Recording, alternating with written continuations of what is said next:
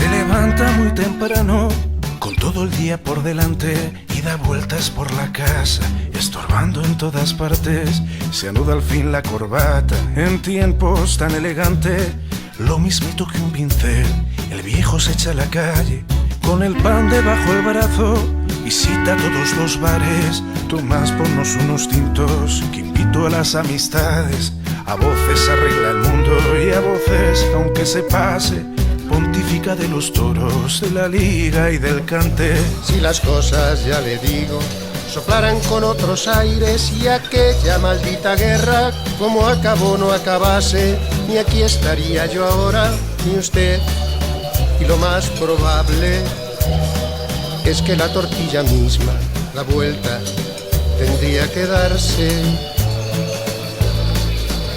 Y suspira con nostalgia de aquel que todo lo sabe, y una mirada a esa niña que la edad no mata el hambre. Hoy es día 28 y la pensión viene tarde. A los viejos ya le digo, lo bailado no nos quita nadie. Con un vinito en el cuerpo, el viejo a su casa se abre.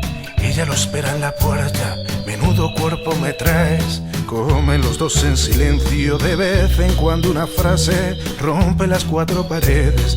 Decías algo, me hablaste. Son tantos años de oírse que no saben escucharse. ¿Sabes algo de los chicos? El mayor llamó ayer tarde. Pasan el tiempo en silencio, después de comer no salen. Luego cenan y ven tele, un ratito y acostarse. Si las cosas es verdad, soplaran con otros aires, y la sombra del olvido con el tiempo no arrastrase. Recuerdos que en este otoño dejan huérfano el paisaje. Otro gallo cantaría, quizá no, sería tan tarde. Y suspira con nostalgia de aquel que todo lo sabe, y una mirada a esa niña que la edad no mata el hambre.